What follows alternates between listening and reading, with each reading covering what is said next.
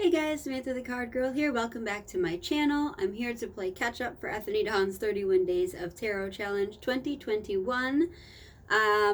So the first video I'm going to do is for day 11, and that was tarot decks that you want to work with more in 2021. I have quite a few, so I just pulled a couple cards from each, and I'll just show you those really quick because these are no new decks that you guys have not seen from my channel before. So the first one is the Shadowland Tarot, and I bought this when it came out. These are the backs, super fun, and I'm yet to work with it. I did a walkthrough of this on my channel a few months ago. It's so fun. I love the cartoon style. I love the characters. I love spooky decks anyway, but I don't know. I never seem to reach for it, and I don't know why. Because I think it's a really fun, cute deck. One that I would use year round, but I know a lot of people would save this guy for Halloween, or the autumn time anyway, darker months. Next up is the Deviant Moon, and I bought the borderless. I actually have the border version up for sale, and I think I want to sell that for $10. If anybody's interested, let me know. Otherwise, I'll probably be putting it up on tarot buy and sell or trade Facebook pages. But anyway, Deviant Moon, these are the backs. And I don't usually read with this one just because the images are a bit off-putting, to say the least, maybe a little bit scary or disturbing. I know I've talked about my story with this deck before, but for the longest time, it was a deck that I couldn't even, I would never buy it. I couldn't get over the images, like just looking at the characters, sorry for the in and out of focus, looking at the characters online was just like, no. And then for some reason one night I had a dream where the deck spoke to me, and it said, don't judge me by how I look, I'm just as good as all the other decks out there. So I went out and I bought it, and I loved it. It's very accurate in readings. And I feel it's a more masculine deck, so I do like using it for male clients in the autumn season. That's definitely one that I don't pull year round. But I didn't read with it at all for at all last year. I know that. So the next one is the Herb Crafters Tarot. And I want to work with this one more simply because it is quite new to my collection.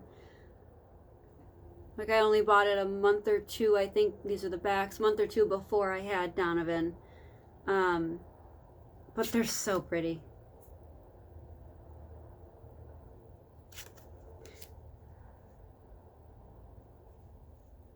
I love how they incorporate, like, they're still, even though they're very different, there's still Rider-Waite in them. And so it makes it a fairly easy read for me too, but the images are just gorgeous. There's no people, which I actually just realized this is a no people deck. And even though I don't know herbs and plants and flowers and all that stuff, it's cool because that ties the plants and the herbs and all that tie into the meanings, so I can kind of learn the herbs and their uses based on what I know of the Rider-Waite, and I think it's so cleverly done. So I really, really want to work with that more and use it for client readings especially. Next up is the Radiant Wise Spirit Tarot. When I got this in 2019, I used it a lot. It was a go-to for most of my readings. These are the backs. And then I read with it almost every night at Slaughterland Scream Park, the haunted attraction that I am a tarot reader for. We couldn't have our season in 2020, obviously. We're just too new. I know some other Scream Park type places did open up, but we had only been open for 1 year before 2019 was our first season. So we just felt it was safer. But anyway, I'm getting off on a tangent here. I love this deck. I love the grunge. I love the darker colors. I mean, you can see it looks old, it looks dirty. I love the cardstock. Super nice, shiny, glossy. And I don't know, so far, this is my favorite Rider-Waite version. And I only have like 3 or 4. But I love that one the most. And probably because it's borderless, this is my only borderless Rider-Waite deck that I have. So next is the Guardian Tarot. And I have brought this deck up in the same category in other videos in previous years that I want to work with this deck more. And it just doesn't happen. These are the backs. They have some Rider-Waite images to them, but it's very non-traditional at the same time, which I love because you can use your own intuition, I think, easier. And the tree people, these beings could be off-putting, but there's a gentle nature to them, just like there is in the Deviant Moon. You still have, like the mother. I mean, I love this. The bond, mother and child, or maybe she looks older, maybe grandmother and child. I don't know, but aren't they beautiful? I absolutely love these cards, and I love how what the artist did with the images being non-traditional. I mean, look at this devil. Beauty, and then underneath the surface, there's the ugly, so to speak, and it's trap. I don't know, it's so cool. I love how this deck was done. And how fun. How fun is that? It just puts a smile on my face. But it is so non-traditional that it's off-putting to myself. That's why I don't ever grab it. But again, I would like to get more comfortable with it so that I can use it for client readings because it's a gorgeous deck. Next up is the Modern Witch. Sorry. The Modern Witch Tarot. As the box goes, fall into the floor. There we go. And I love this deck. I absolutely love this deck. I love everything about it. I know some people have a hard time with the cardstock because it's so thick. And it's hard to riffle shuffle if you like to riffle shuffle. I love the thicker, harder cardstock. I love it. It makes it more durable. I love the fun modern images. I love that it's a Rider-Waite clone for client readings specifically. But this is my favorite 10 of Swords ever. I don't know. I just don't usually... It's usually a toss-up between this and my Lightseers Tarot, and every single time I pull my Lightseers Tarot instead. And I don't know why, so I want to try to break that habit, because it's not like they're even similar. The Lightseers Tarot is a completely different style. But yeah, so Everyday or Modern Witch.